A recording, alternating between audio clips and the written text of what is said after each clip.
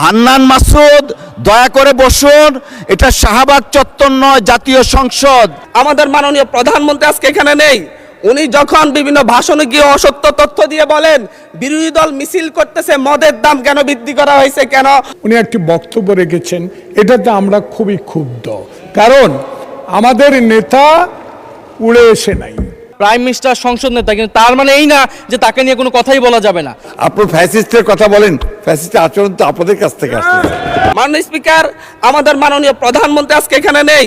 উনি যখন বিভিন্ন ভাষণে গিয়ে অসত্য তথ্য দিয়ে বলেন বিরোধী দল মিছিল করতেছে, মদের দাম কেন বৃদ্ধি করা হয়েছে, কেন সিগারেটের দাম বৃদ্ধি করা হয়েছে, এরকম অসত্য তথ্য দিয়ে যখন মাননীয় প্রধানমন্ত্রী বক্তব্য দেন, আমরা খুবই আশাহত হই। মাননীয় স্পিকার, আমরা আশাহত হই যখন ঋণ নিয়ে কথা বলতে গিয়ে সংসদে যখন আমরা ঋণ নিয়ে কথা বলতে যাই, ব্যাংকের ঋণ নিয়ে, ইসলামী ব্যাংক দখল নিয়ে যখন আমরা কথা বলতে যাই, তখন মাননীয় প্রধানমন্ত্রী দাঁড়ায় যখন বলে আপনারা সবাই জমিদার, যারা ঋণ নেন নাই, এর মধ্য দিয়ে মূলত মাননীয় প্রধানমন্ত্রী ঋণ খেলাপিদেরকে উৎসাহিত করেন। মাননীয় স্পিকার, 2026-27 বাজেট, অর্থ বছরের বাজেট, এটা বলতে গেলে হচ্ছে বর্তমান নতুন বিএনপি দলীয় সরকারের একটা আকাঙ্ক্ষার দলিল, কিন্তু বাংলাদেশের বাস্তব পরিকল্পনার কোনো দলিল নয়। কারণ বাজেটের যে পরিমাণ বাজেট ধরা হয়েছে, সেই লক্ষ্যমাত্রা পূরণ করতে কোনো প্রকারে সরকারের পক্ষে সম্ভব হবে না। সরকার এই জায়গায় রপ্তানি প্রবৃদ্ধি ধরেছে 7.9%, কিন্তু গত বছরও রপ্তানি প্রবৃদ্ধি ছিল 7.4%। গত এক বছরে রপ্তানি আয় বাংলাদেশে গত 6 মাসে রপ্তানি আয় সর্বোচ্চ গত 10 বছরের মধ্যে সবচাইতে বেশি কমেছে, কিন্তু সরকার এই জায়গায় 7.9% রপ্তানি প্রবৃদ্ধি ধরে মূলত হচ্ছে বাস্তবতাকে অস্বীকার করেছে।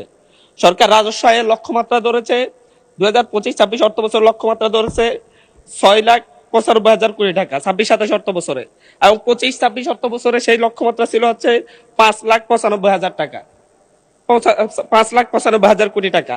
কিন্তু এই রাজস্ব আয় লক্ষ্যমাত্রা রাজস্ব আদায়ের ক্ষেত্রে সরকার মাত্র 4 লক্ষ কোটি টাকায় এই বছরের মধ্যে আদায় করতে পারবে বলে সম্ভব মনে হচ্ছে। এই ক্ষেত্রে বাজেটের ঘাটতি দেখা যাবে প্রায় 4 লাখ কোটি টাকা। এই বাজেট ঘাটতি পূরণের জন্য সরকার চিন্তা করেছে যে হচ্ছে ব্যাংক খাত থেকে ঋণ নিবে, কিন্তু ব্যাংক খাতের যে করুণ দশা, বাংলাদেশে গত 16 বছরের মধ্যে প্রায় সর্বোচ্চ নিট ঘাটতি দেখা দিয়েছে বাংলাদেশের ব্যাংকিং খাতে। সরকার ঋণ নিবে বৈদেশিক খাত থেকে। বৈদেশিক খাতে বিশ্বের যে বৈদেশিক লেনদেনের ক্ষেত্রে দেখা যায় যে 2023 সালে সারা বিশ্বে $232 বিলিয়ন বৈদেশিক ঋণের লেনদেন ঘটেছে, যেটা 2025-26 অর্থ বছরে এসে $153 বিলিয়ন নেমে এসেছে। সরকার যে 1,35,000 কোটি টাকা বৈদেশিক ঋণ নিবে বলে চিন্তা করেছে, সেই ক্ষেত্রে বৈদেশিক ঋণ নেওয়ার ক্ষেত্রেও প্রায় মিনিমাম 50,000 কোটি টাকার ঘাটতি দেখা দিবে। মাননীয় স্পিকার, সরকার করমুক্ত আয় সীমা ধরেছে 3,75,000 কোটি টাকা। করমুক্ত আয় সীমা ধরেছে ব্যক্তির ক্ষেত্রে 3,75,000 টাকা প্রতি বছরে, কিন্তু প্রতি মাসে যদি আমরা গড় আয় দেখি 31,275 টাকা। একজন মধ্যবিত্ত পরিবারের লোক যদি হচ্ছে ঢাকায় বসবাস করে বা ঢাকার আশপাশের কোনো জায়গায় বসবাস করে, তার বাসা ভাড়া বাবদ তাকে মিনিমাম 15,000 টাকা তাকে পরিশোধ করতে হয়। গ্যাস বিল, বিদ্যুৎ বিল সব মিলে তাকে আরো 7,000 টাকা, 7 থেকে 8,000 টাকা পরিশোধ করতে হয়। যদি 5 জনের পরিবার হয়, তার খাবার দাবারের জন্য মাত্র আর 8 থেকে 10,000 টাকা থাকে। মাননীয় স্পিকার, এই ক্ষেত্রে মূলত এই বাজেট এবং হচ্ছে সরকার যেভাবে করমুক্ত আয় সীমা বাড়াই নাই, মাত্র 25,000 টাকা বাড়িয়েছে, এটা মধ্যবিত্তের উপর এক ধরনের চাপ সৃষ্টি করবে। সরকার খাদ্য নিরাপত্তা নিশ্চিতের ক্ষেত্রে বারবার বলেছে খাদ্য নিরাপত্তা নিশ্চিত করবে, কিন্তু সেই ক্ষেত্রে এডিপি বরাদ্দ, কৃষি বরাদ্দ 7.7% থেকে নেমে 3.6% নির্ধারণ করা হয়েছে। এর মধ্য দিয়ে বাংলাদেশ মারাত্মক খাদ্য নিরাপত্তার হুমকির মুখে পড়বে। পাশাপাশি হচ্ছে বাংলাদেশের খাদ্য উৎপাদনের পরে যে মধ্যস্বত্বভোগীরা যে পরিমাণ সাদাবাজদের মাধ্যমে এবং মধ্যস্বত্বভোগীদের মাধ্যমে 10 টাকার পণ্য যেভাবে 70 টাকায় রূপান্তরিত হয়, সেটা বন্ধ করার ব্যাপারে, নিয়ন্ত্রণ করার ব্যাপারে সরকারের কোনো পদক্ষেপ আমরা লক্ষ্য করতেছি না। মাননীয় স্পিকার, আমরা আজকে এই 24 পরবর্তী এই সংসদে এসে আমরা একটা খ্যাতির বিড়ম্বনা দেখতে পাচ্ছি। মাননীয় স্পিকার, সর্বশেষ এরকম খ্যাতির বিড়ম্বনা দেখা গিয়েছে এবং শেখ মুজিবুর রহমানের ক্ষেত্রে। যেদিকে তাকিয়েছে শিক্ষা প্রতিষ্ঠানের নাম বলেন, বিশ্ববিদ্যালয়ের নাম বলেন, রাস্তাঘাটের নাম বলেন, সব শেখ মুজিবুর রহমানের নামে। শেখ মুজিবুর রহমান মৃত ছিলেন, উনি হয়তো জানতেন না ওনার নামে সব জায়গায় এত কিছুর নামকরণ করা হয়েছে।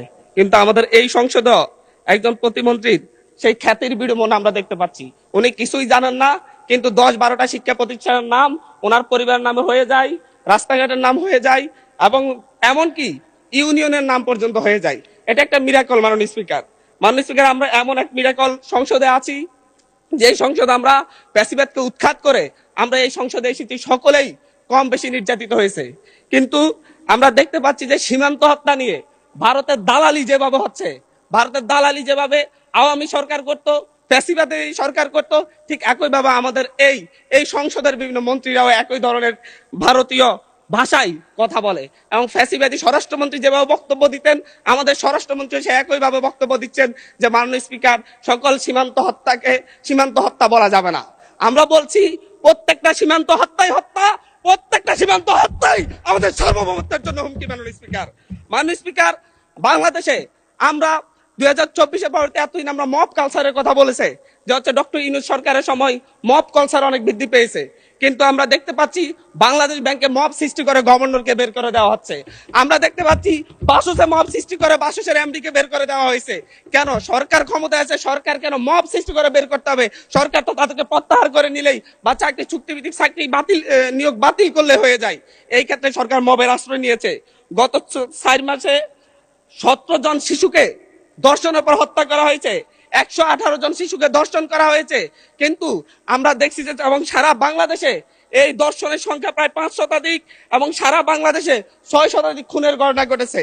আমরা স্বরাষ্ট্রমন্ত্রীকে এখানে প্রেমজনিত একটা শিবির নেতার ব্যাপারে আমরা এখানে বিবৃতি দিতে দেখেছি, কিন্তু মাননীয় স্পিকার, আমরা ওনার নিজ আসনে ডাকাতির পরে মা মেয়েকে যে দর্শনের ঘটনা করছে সেটার বিবৃতি আমরা এই সংসদে দেখি না। মাননীয় স্পিকার, মাননীয় স্পিকার, বাংলাদেশের ন্যায় বিচার সুবিচারের কথা বললে সেটা যদি হচ্ছে একপাক্ষিক হয়ে যায়, দলীয় হয়ে যায়, তারও বড় সমস্যা। আমি এই সংসদে বলেছিলাম আমার এলাকায় অভিযোগ উঠেছে শাপলাকলিতে ভোট দেওয়ার কারণে বিএনপির লোকজন একজন নারীকে ধর্ষণ করেছে। আজ পর্যন্ত এটার কোনো সরকারি তদন্ত রিপোর্ট নাই। এই ব্যাপারে আমাদের স্বরাষ্ট্রমন্ত্রী এখানে দাঁড়িয়ে কোনো ব্যাখ্যা দিবেন কিনা মাননীয় স্পিকার আমি জানি না। মাননীয় স্পিকার, আমাদের এই একটা বাজেটের ঠিক পূর্ব বাজেট ঘোষণার পর দিনই বাংলাদেশে নিত্য পণ্যের দাম বৃদ্ধি হয়ে গেছে। চালের কেজি বেড়ে গেছে 7 টাকা, আমাদের তেলের লিটারে বেড়েছে 5 টাকা। কিন্তু হচ্ছে আমরা সরকার বলছে জনগণের আস্থা ফিরে এসেছে। কিন্তু মাননীয় স্পিকার, আমাকে আরো 3 মিনিট সময় বাড়িয়ে দিবেন, আমি এই কথাগুলো বলতে চাচ্ছি জনগণের হয়ে। মাননীয় সদস্য, সম্মানিত বিরোধী দলীয় চিফ হুইপ 7 মিনিট দিয়েছেন আপনাকে সময়, তারপরেও আমার ডিসক্রিপশনে আরো 1 মিনিট বাড়ানো হলো। ধন্যবাদ।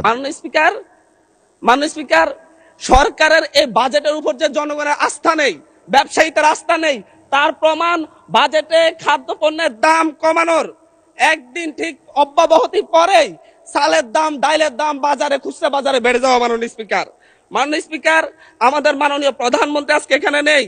উনি যখন বিভিন্ন ভাষণে গিয়ে অসত্য তথ্য দিয়ে বলেন বিরোধী দল মিছিল করতেছে মদের দাম কেন বৃদ্ধি করা হয়েছে, কেন সিগারেটের দাম বৃদ্ধি করা হয়েছে, এরকম অসত্য তথ্য দিয়ে যখন মাননীয় প্রধানমন্ত্রী বক্তব্য দেন, আমরা খুবই আশাহত হই। মাননীয় স্পিকার, আমরা আশাহত হই যখন ঋণ নিয়ে কথা বলতে গিয়ে সংসদে, যখন আমরা ঋণ নিয়ে কথা বলতে চাই, ব্যাংকের ঋণ নিয়ে, ইসলামী ব্যাংক দখল নিয়ে যখন আমরা কথা বলতে চাই, তখন মাননীয় প্রধানমন্ত্রী দাঁড়াইয়া যখন বলে আপনারা সবাই জমিদার, যারা ঋণ নেন নাই, এর মধ্য দিয়ে মূলত মাননীয় প্রধানমন্ত্রী ঋণ খেলাপিদেরকে উৎসাহিত করেন। মাননীয় স্পিকার, আমরা এই ধরনের সংসদ আর চাই না।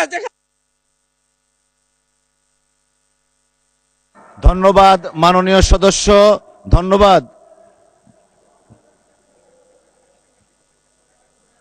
একটু বসেন, আপনি একটু বসেন। জি, একটু আরো 3-4 জন দাঁড়িয়েছে, আমি আপনাকে ডাকবো। সবাই একটু ধৈর্য সহকারে বসি আমরা, please. Thank you. Mister Zainul Abedin Faruk, মাননীয় সদস্য।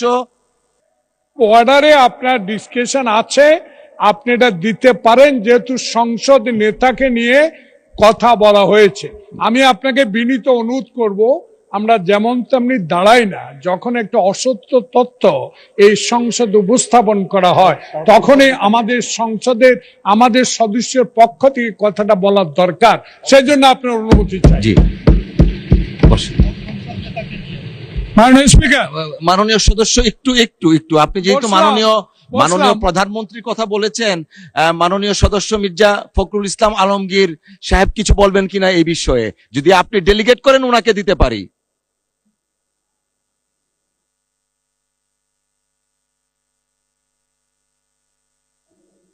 জি জি, জয়নুল আবেদিন ফারুক সাহেব, মাননীয় স্পিকার, 2 মিনিট আপনার জন্য, 2 মিনিট। আমরা এই সংসদকে কার্যকর করার জন্য উভয় পক্ষে একটা সম্মতিতে এসেছি। এই সংসদে কোনো অসত্য বাক্য উত্থাপন করা হোক বা এমন কথা বলা না হোক যে কথায় আমাদের মান সম্মান হানি হয়, সংসদ নেতাকে কটূক্তি করা হয়।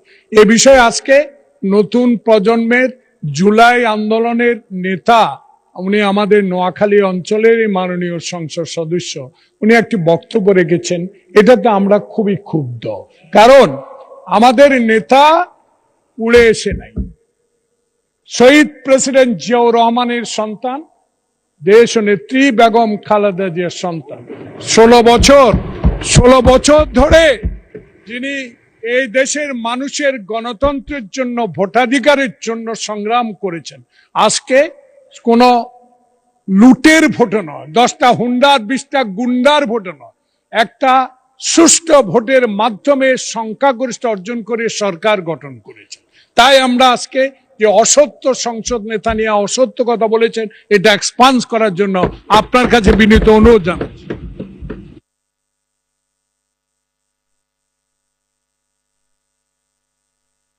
মাননীয় বিরোধী দলীয় চিফ হুইপ, আমরা আসলে বিতর্কে যেতে চাচ্ছি না, একটা বক্তব্যের প্রেক্ষিতে উনি বক্তব্য দিয়েছেন। আমরা আসলে এভাবে চললে তো সংসদ, আচ্ছা 1 মিনিট আপনাকে সময় দেয়া হলো। মাননীয় স্পিকার, এখানে মাননীয় সংসদ সদস্য দাঁড়ালেন, তিনি যদি স্পেসিফিক্যালি বলতেন কোন তথ্যটা এখানে অসত্য, উনি তো উনার বক্তব্যের প্রেক্ষিতে বলেছেন, উনি কিন্তু ঢালাওভাবে বলে গেলেন যে বক্তব্য অসত্য কথা বলা হয়েছে। ওনাকে তো ফ্যাকচুয়ালি বলতে হবে কোন ইনফরমেশনটা এখানে ভুল ছিল। আর মাননীয় সংসদ নেতার কথা যদি বলেন প্রধানমন্ত্রীও ভুল করতে পারেন। প্রধানমন্ত্রী এই মাননীয় সংসদে দাঁড়িয়ে বক্তব্য দেওয়ার সময় স্লিপ অফ টাং হয়েছেন, উনি তার ভুল শুধরিয়েছেন। ওনার বক্তব্যের সমালোচনা করার অধিকারও বিরোধী দলের আছেন, ফলে উনি অবশ্যই, ওনাকে আমরা সম্মান করি, উনি জিয়াউর রহমানের সন্তান, খালেদা জিয়ার সন্তান, প্রাইম মিনিস্টার, সংসদ নেতা, কিন্তু তার মানে এই না যে তাকে নিয়ে কোনো কথাই বলা যাবে না, তার কোনো বক্তব্যের সমালোচনা করা যাবে না। আমরা তো গণতন্ত্রের দিকে যেতে চাচ্ছি, আমরা কোনো ফ্যাসিবাদের দিকে আবার যেতে চাচ্ছি না। ফলে এটা যাতে মাননীয় স্পিকার আপনি বিবেচনায় রাখেন সিদ্ধান্ত নেওয়ার ক্ষেত্রে। জি, মাননীয় মন্ত্রী মির্জা ফখরুল ইসলাম আলমগীর। ধন্যবাদ জনাব স্পিকার। আমাদের মাননীয় ডেপুটি দুঃখিত বিরোধী দলের হুইপ, যে চিফ হুইপ যে কথাটা বললেন, আমার মনে হয় সত্য নয়, সঠিক নয়। কারণ আমাদের মাননীয় সংসদ সদস্য যে বক্তব্য দিয়েছেন, বিরোধী দলের, সেই বক্তব্যের মধ্যে তিনি সুনির্দিষ্টভাবেই বলেছেন যে আমাদের সংসদ নেতা প্রধানমন্ত্রী তিনি অসত্য বক্তব্য দিয়েছেন। এটারই আপনার আমাদের মাননীয় সংসদ সদস্য জয়নুল আবেদিন এটা পয়েন্ট আউট করেছেন। প্লিজ লেট মি সে, আমাদের বলতে দিন। আপনার ফ্যাসিস্টের কথা বলেন, ফ্যাসিস্টের আচরণ তো আপনাদের কাছ থেকে আসছে। So you must allow us to speak. আমি কথা বলছি, আপনারা যখন কথা বলছেন, আমরা কেউ কথা বলিনি। মাননীয় মন্ত্রী এদিকে কথা বলেন, অ্যাড্রেস করে প্লিজ। এটা হবে পার্লামেন্টে, এটা হয়। জি জি জি, আমি আপনাকে যেটুকু অনুরোধ করতে চাই, যে অংশটুকু অসত্য আছে সেই অংশটুকু দয়া করে আপনি এক্সপান্স করবেন। কারণ আমাদের সংসদ নেতার বক্তব্য সম্পর্কে কোন অসত্য বক্তব্য এখানে মেনে নেওয়া যাবে না মাননীয় স্পিকার। ধন্যবাদ মাননীয় সদস্যবর্গ। আমরা হান্নান মাসুদ সাহেব, আপনার টাইম ইজ আপ, প্লিজ বসেন। এইভাবে সংসদে যখন খুশি তখন দাঁড়াবেন, this is not the norm. Please take your seat mister Hannan Masud. মাননীয় সদস্য, দয়া করে আপনি বসুন, দয়া করে বসুন। হান্নান মাসুদ, দয়া করে বসুন। এটা শাহবাগ চত্বর নয়, জাতীয় সংসদ। বসুন।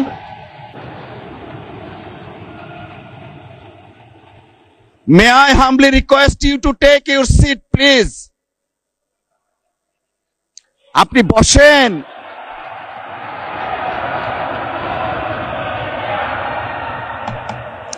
মাননীয় সদস্যবর্গ, মাননীয় সদস্য নোয়াখালী 6 আসনের বিরোধী দলীয় নেতা দাঁড়ায় তো দিতে হয়। জি বলেন। ধন্যবাদ মাননীয় স্পিকার। আমাদের এই হাউজেরই একজন সদস্য হান্নান মাসুদ বক্তব্য রাখতে গিয়ে তিনি সংসদ নেতার ব্যাপারে কিছু কথা বলেছেন। আমি আপনাকে অনুরোধ করব, বাইরের কোনো বিষয়কে টেনে এখানে এনে এক্সপাঞ্জ করা বা বক্তব্য দেওয়া কোনোটাই যেন এলাও না করা হয়। কারণ আপনি এইমাত্র বলেছেন যে এইটা সাভার স্কয়ার নয় বা শাহবাগ স্কয়ার নয়। তার মানে হচ্ছে সংসদের ভিতরে একটা সংসদীয় নর্মস আছে, বাইরেরও একটা গ্রামার আছে। যার যার গ্রামারকে সেই জায়গায় আমরা রাখি। বাইরের জবাব বাইরে দিব, সংসদের জবাব সংসদে হোক। তবে এটা সত্য, এটা অসত্য, এই ঝগড়ায় যদি আমরা যাই তাহলে অনেক কিছু আমাদের জন্য হয়তো বা লজ্জাজনক হয়ে যাবে। আমি চাচ্ছি না কারো সম্মানের সাথে এই লজ্জাটা লেগে থাকুক। এই জন্য আমি অনুরোধ করব, এই বিষয়ের পুরাটাই আপনি এখান থেকে ইগনোর করুন, সেইটাই আমাদের জন্য কল্যাণকর হবে। ধন্যবাদ মাননীয় স্পিকার।